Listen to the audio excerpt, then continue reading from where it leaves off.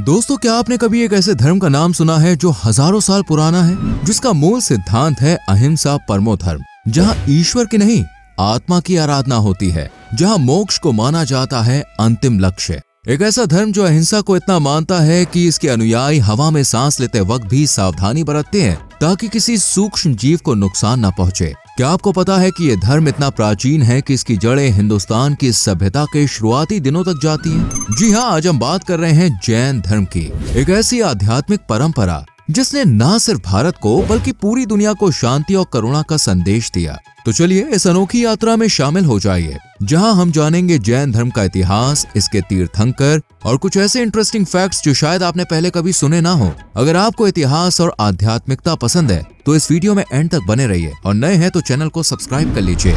जैन धर्म की शुरुआत। दोस्तों, जैन धर्म की शुरुआत को समझने के लिए हमें समय में बहुत पीछे जाना होगा, लगभग 3000 साल से भी ज्यादा। जैन धर्म को दुनिया के सबसे प्राचीन धर्मों में से एक माना जाता है, लेकिन सवाल यह है कि ये शुरू हुआ कैसे। जैन परंपरा के अनुसार ये धर्म अनादि काल से चला आ रहा है। इसके संस्थापक कोई एक व्यक्ति नहीं थे, बल्कि इसे 24 तीर्थंकरों ने समय समय पर जीवित रखा।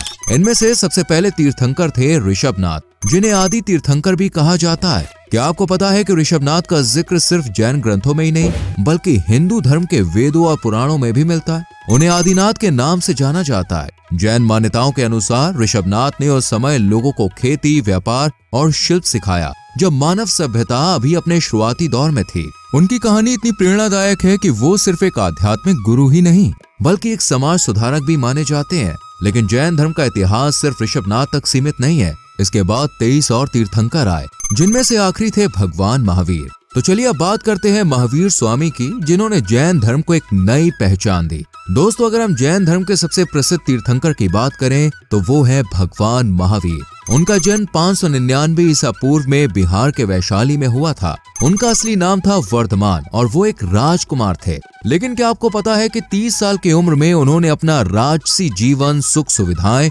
और परिवार सब त्याग दिया? पता है क्यों? क्योंकि उन्हें सच्चाई की खोज करनी थी। महावीर स्वामी ने 12 साल तक कठोर तपस्या की। वो जंगल में घूमते थे, नंगे पैर चलते थे और इतना कम खाते थे कि उनका शरीर सिर्फ हड्डियों का ढांचा रह गया था। फिर एक दिन वैशाली के पास एक नदी के किनारे उन्हें कैवल्य प्राप्त हुआ, यानी कि पूर्ण ज्ञान। उस दिन से वो महावीर कहलाए, जिसका मतलब है महान विजेता। महावीर स्वामी ने जैन धर्म को नई दिशा दी। उन्होंने लोगों को अहिंसा, सत्य और संयम का रास्ता दिखाया। उनके उपदेश इतने प्रभावशाली थे कि उनके अनुयायियों में राजा रानी से लेकर साधारण लोग तक शामिल हो गए। लेकिन क्या आपको पता है कि महावीर स्वामी पहले तीर्थंकर नहीं थे, वो 24वें तीर्थंकर थे। इससे पहले भी ये धर्म फलता फूलता रहा था, लेकिन महावीर ने इसे आम लोगों तक पहुंचाया। जैन धर्म का सिद्धांत। अब सवाल यह है कि जैन धर्म हमें सिखाता क्या है। दोस्तों, जैन धर्म के 3 मूल सिद्धांत हैं: अहिंसा, अपरिग्रह और अनेकांतवाद। चलिए इन्हें थोड़ा समझते हैं। अहिंसा।